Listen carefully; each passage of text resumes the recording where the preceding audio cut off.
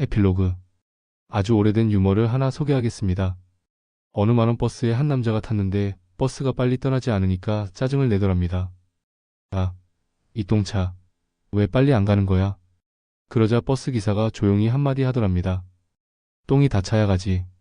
우리는 가끔 사람 많은 곳에 가서는 너무 복잡하고 사람 많다고 불평을 하곤 합니다. 하지만 그런 복잡함의 원인은 다름 아닌 자기 자신입니다. 내가 거기에 가지 않았으면 그런 불편을 느끼지도 원망하지도 않을 것이니까요. 이 세상은 나로 인해 아름다울 수도 있지만 또한 나로 인해 복잡해질 수도 있는 것입니다. 만약 한 개인이 사회에서 평균 이상의 삶을 누리고 있다면 이는 본인이 잘나고 똑똑하고 열심히 노력해서라는 이유가 절반이라면 또한 사회와 주위 사람들의 협조가 함께하였기 때문이라는 것이 다른 절반의 이유입니다. 왜 나누면서 살아야 하는가에 대한 기본적 발상이 여기에서부터 파생된다는 생각입니다. 세상을 살아가면서 남을 탓하기만 한다면 그런 사람이 주위로부터 인정받는 일은 거의 없을 것입니다. 하지만 그렇다고 모든 일의 원인을 자기 탓으로만 돌린다면 이 역시 패배주의나 염세주의에 빠져 세상만사가 우울해질 가능성이 높아질 것입니다. 한국 사람들이 유달리 좋아하는 단어 중에 우리라는 말이 있습니다.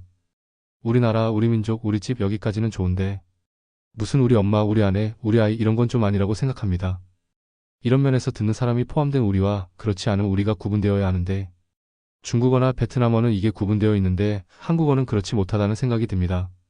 무엇보다 우리라는 말이 가진 공동체적 의미의 좋은 점은 공감하지만 또한 그 이면에 있어 이 말이 지닌 배타성을 경계해야 할 것입니다. 우리라는 말은 대단히 무서운 단어입니다. 내 편과 상대편을 확실히 가르고 그에 따른 반응 양식이 철저하게 달라지는 것이지요. 한국 사람이 웃음에 인색한 것도 그런 이유에서 찾을 수 있는데 서구 사회는 나 그리고 나를 둘러싼 사회임에 반해 한국인의 의식구조는 나, 내가 아는 내 친구들이나 내가 속한 집단 아니면 내가 모르는 놈들 이런 식이라는 것이죠. 그러므로 인하여 서양 사람들은 내가 아닌 다른 사람에게 미소를 보낼 수 있는데 반해 한국 사람들은 내가 아는 사람들에게는 잘 웃고 무지하게 친절하고 쓸게 다 빼줄 듯이 하면서도 내가 모르는 사람들은 경계하고 무시하고 신경을 쓰지 않는 것입니다. 단지 생각이 다르다는 이유로 적으로 규정짓고 서로 못 잡아먹어서 안다라고 하는 이유도 따지고 들어가 보면 이런 우리 편, 너네 편 하는 식의 비뚤어진 공동체, 문화 또는 집단 이기주의가 그 근저에 자리 잡고 있다는 것입니다. 유태인들과 함께 세계 경제를 쥐락펴락하는 화상들이 왜 유독 한국에서만은 자리를 잡지 못하고 떠나갔을까요? 한국인의 배타성이라는 것은 우리 스스로는 인정하고 싶지 않겠지만 이미 세계적으로도 익히 알려져 있을 정도입니다. 개인적으로 중국에 관심이 많은 편인데 중국의 고사 중에 새 스님의 우화라는 것이 있습니다. 어느 빈절에 스님 한 명이 들어오면 혼자서 물 길어먹고 밥 해먹고 잘 사는데 한 명이 더 들어오면 서로 물 길어오라고 미루고 또 한 명이 들어오면 밤새 누가 물을 마셨는지 모른다는 얘기입니다. 중국인들 스스로 자신들을 반성하면서 일본인들은 세 사람이 모이면 집을 짓는데 중국인들은 서로 싸운다고 자책하기도 하지만 그럼 과연 한국인들은 어떨까요? 아마 그 와중에도 다수파와 소수파가 갈릴 것입니다. 중국 사람들이 알면 매우 서운해할지도 모르지만 어차피 그들 스스로도 잘 알고 있는 얘기가 중국인들은 불의는 참아도 불이익은 못 참는다는 것입니다. 중국이 대국이라는 말도 사람에 따라 느끼는 바가 다르겠지만 영토나 인구 면에서는 확실히 그렇지만 개개인의 마음 씀씀이는 썩 그렇다고 보여지지가 않습니다. 그리고 이 역시 공산주의 혁명과 문화혁명 그리고 지금의 시장경제 제도의 도입을 통해 철밥통이 무너지면서 생긴 가치관의 혼란이라는 측면에서 이해할 수 있습니다.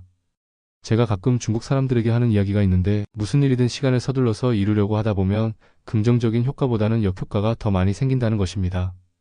서구는 200년, 일본은 100년에 걸쳐 해낸 근대화의 과정을 한국은 불과 40년 동안 하려고 하다 보니 역효과가 많이 생겼는데 중국은 그걸 이 30년 동안에 이루려 하고 있고 이는 더 큰 역효과를 초래할 것이라는 것이 당연하다는 것입니다. 재미있는 것은 80년대에 태어난 중국 사람에게 빠링, 호 80년 이후에 태어난 중국인에 대해 중국인들이 욕한다고 하니까 자기들도 지우링 호 90년대 이후에 태어난 중국인들을 욕한다고 하더군요. 역시 세대 차이나 갈등은 동서고금의 전통인가 봅니다. 정보의 홍수 속에 살고 있는 사람들이 오랜 옛날 임금이 누군지도 모르는 태평성대를 살 수는 없는 노릇입니다. 인터넷이 조금만 더 일찍 발달했다면 80년 광주에서의 그런 학살이 존재할 수 있었겠는가를 한탄하는 의견도 있지만 어쨌든 지금은 넘쳐나는 정보 속에서 어떻게 이를 선택하고 이해할 것인가가 무엇보다 중요한 문제가 되어갈 것입니다. 지금까지 여러 부문에 걸쳐서 나름대로의 의견을 개진해 보았습니다. 보는 시각에 따라서는 좌파적이고 비관적이고 대안 없는 비난에 불과하다고 여길 수도 있지만 그렇다고 저 역시 자본주의 경제학을 공부한 입장에서 공산주의 경제체제를 이상으로 여기는 사람도 아닙니다. 동기부여가 없는 경제 시스템이 제대로 작동할 리 없다는 것을 잘 알기 때문입니다. 하지만 내가 고기 먹을 때 내 이웃은 하다못해 라면이라도 먹어야 할 것 아니냐? 또는 좀 더 나아가 다 같이 모여서 나눠 먹으면 더 좋지 않겠나 하는 고민을 하고 있는 것이지요. 우리 사회가 나아갈 지향점은 정의로운 분배가 이루어지고 한국의 정의 살아 숨쉬는 사회자본주의 형태의 국가이지 돈으로 정치가 이루어지고 월 소득의 20%를 의료보험료로 지불해야 하는 미국식의 천민자본주의가 절대로 아니라는 것입니다. 1990년대 소련의 붕괴를 맞으며 성장해 제약이 걸린 핀란드가 한때 대한민국을 벤치마킹하기도 했지만 이내 포기하고 맙니다. 아무리 세계 13위의 무역 규모가 부럽다고 해도 복지를 포기한 성장 일변도의 그러한 자본주의는 복지국가를 지향하는 핀란드로서는 받아들일 수가 없었던 것이었지요. 칼릴 지브란의 예언자 중에 제가 좋아하는 구절이 있는데 사회의 단 한 명의 도둑도 그 구성원의 이해와 관용 없이는 존재할 수 없다는 대목입니다.